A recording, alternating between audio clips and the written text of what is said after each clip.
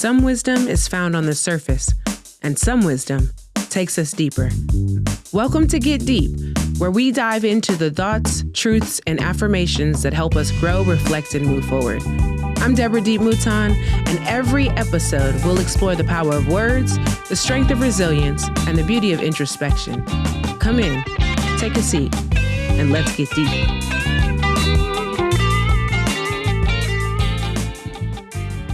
You know, even my wins aren't always wins.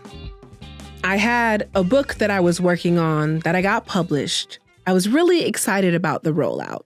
It was with one of the big 5 publishers. For those who are not in literature, there are kind of 5 big distribution giants that work as publishers within the industry. And typically, landing a contract with one of them means that you arrived in some way as a writer. You are the most serious to be taken, or you have the potential to be the next big hit. So when I got my contract, I was super excited. I felt like I had finally crossed over from being just a local celebrity, as my husband calls it, to being a serious writer. These weird things we ascribe our art to. And so I worked with my editor to refine the work to make it the best thing I could. I scheduled a multi-city tour, even international, traveling and promoting and publishing. And at the end of it, I had a meeting where I sat down with my team to discuss the outcomes. How did it work? How did we do? Did the book sell? I could count on more than one hand how many I had sold personally and knew there was multiple online campaigns to push the work out through collaborations with other brands and all kinds of other ways. So I had a number in my head that I figured we landed around. Needless to say, I was surprised when we didn't even do 1/10 of that number. The book, in the eyes of the publishing world, wasn't a success because it wasn't a bestseller. Now, this didn't mean that the people who read it weren't affected or that it had no impact. It just meant that the whole world wasn't reading it at one time, which is pretty much the standard for having a good book at this point, especially in memoir. I was hit with a wave of sadness of feeling like I had failed. That was only compiled when I was told that I can't write memoirs anymore because they won't sell, that I need to shift genres and do something else to be successful. My team advised me to move away from the stories that I innately wanted to tell, ones that they didn't know I had an entire new manuscript put to the side of stories about my life that I wanted to share. This put me into a spiral for 6 months. I wasn't able to write anything new.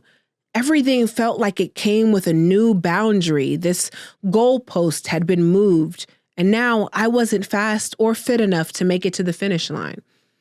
It took me getting back into community with other writers, reading my work aloud to realize that I still had a voice.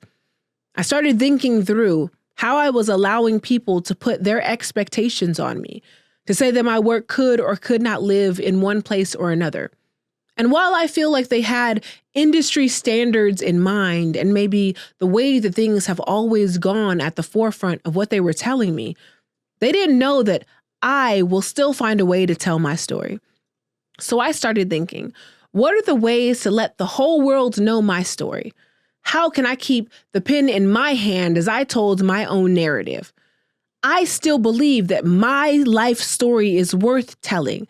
And so I decided to do things like this: podcast, to be able to wrap my work in fictionalized stories, to write poems and create exhibits, that I would not be limited.